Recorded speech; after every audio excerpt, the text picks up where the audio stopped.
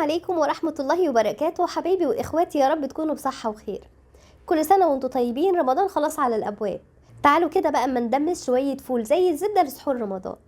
طعمه هيكون احلى من الجاهز اللي بنشتريه من المطاعم 1000 مرة، وكمان هيكون أأمن على صحتنا من اللي احنا بنشتريه، وهيكون اوفر بكتير. بتمن علبة فول واحدة بس هتشتروها وتتسحروا بيها يوم واحد، هتتسحروا بيها الشهر كله.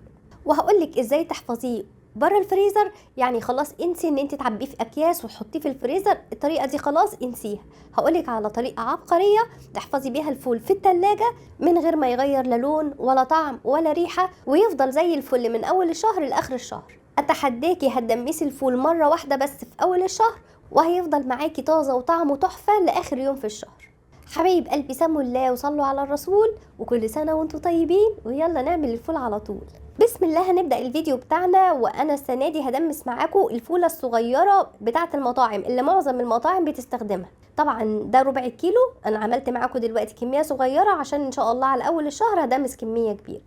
نقيته وغسلته كويس، وبعد كده نقعته في مية مغلية حوالي 4 ساعات. ما تزوديش عن 4 ساعات. طبعا السنة اللي فاتت احنا نقعنا الفول 24 ساعة، ده البلدي. المستورد الحباية الصغيرة بتتنقع 3-4 ساعات بالكتير، وبتغيري عليها المية مرتين. يعني بتنقعيها ساعتين وترمي المية بتاعتها، وترجعي تحط لها مرة كمان مية مغلية ساعتين تانيين. هنا بعد ما قعدت 4 ساعات وغيرت عليها المية مرتين، هنصفي المية بقى وتعالوا نشوف هندمس مع بعض الفول ازاي. انا هدمس معاكم الفول في الحلة علشان الناس اللي مش متوفر عندها الدماسة ما يكونش حاجة واقفة قصادهم. بصوا انا مخصصة الحلة دي حلة قديمة عندي، خصصتها لتدميس الفول. الحلة دي بتاخد ربع كيلو من الفول. هننزل بالفول بتاعنا كده في الحلة، وهنا معايا حوالي 50 جرام من الفول المدشوش. بنغسله بس كده من غير ما ننقعه، وبننزل بيه على الفول.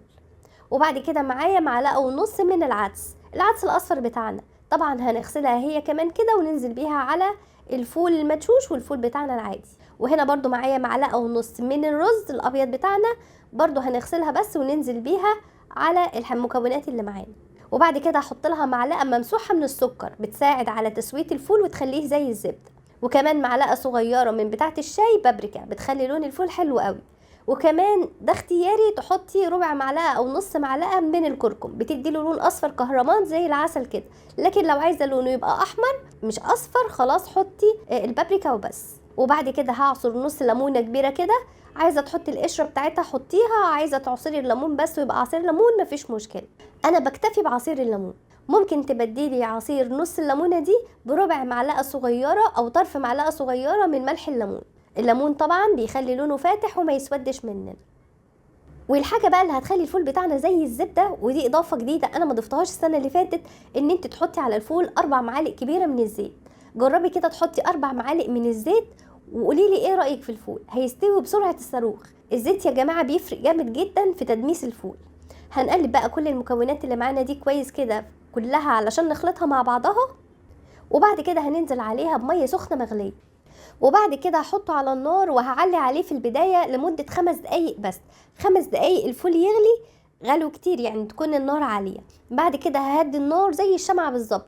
عندك السخان بتاع الفول حطيه عليه، ما عندكيش وطي النار شمعة خالص. وممكن كمان توطيها لو انت النار عندك لما بتوطى اقل حاجة بتكون عالية. حطي الشياطة عشان تتأكدي ان الفول ما يتشتش منك ولا يتلسع من الارض. بصوا الفول اخد معايا بالظبط 2.25 ساعات، وكان بالمنظر اللي انتوا شايفينه ده. القوام بتاعه تحفه. بصوا كميه الفول قد ايه، من ربع كيلو فول بس يا جماعه. يعني احنا بنجيب كبشتين 3 في علبه كده ب20 جنيه، يعني ممكن واحد يقعد يغمسهم وهو قاعد.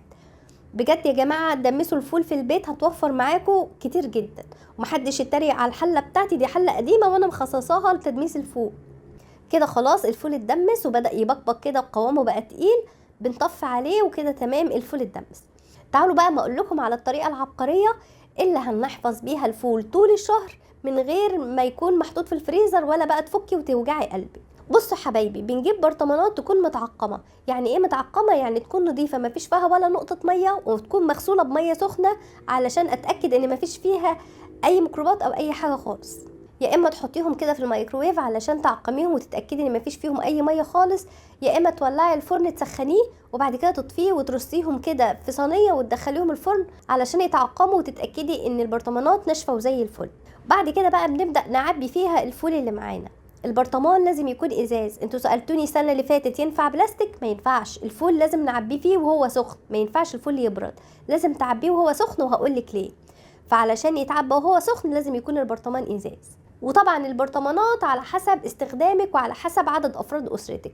لو العدد كبير بتحطي برطمان كبير تفضيه مرة واحدة، لو عدد اسرتك قليل بتعبي البرطمانات الصغيرة اللي هي بتاعة الصلصة دي. بعد ما بنعبي البرطمانات كده بحط على وشها شوية زيت علشان اتأكد ان الفول ما يسودش ولا لونه يغير. ولازم نغطيها بغطا معدن علشان الغطا البلاستيك ما ينفعش. انا ليه بعبي بقى الفول في البرطمان وهو سخن ما بستناش لما يبرد؟ علشان الحرارة اللي بتطلع من الفول بتعمل برشمة للغطا. يعني بصوا اكنه بيبقى بيتبرشم وبيقفل وبيعمل التكة اللي هي بتاعت المصانع. فده بيخلي الفول محفوظ معاكي طول الشهر من غير ما يجراله اي حاجة خالص. وناس كتيرة جربته السنة اللي فاتت وقالت لي الطريقة دي عبقرية وخلت الفول معاهم اكنه معمول لسه طازة طول الشهر من غير ما يغير لا طعم ولا لون ولا اي حاجة. بصوا الربع كيلو عمل كمية قد ايه؟ 3 برطمانات كبار غير الكمية اللي معايا في الحلة اللي احنا هنتعشى بيها النهاردة. يعني كل برطمان من ده يعمل علبتين من ام 20 جنيه اللي بتتباع بره.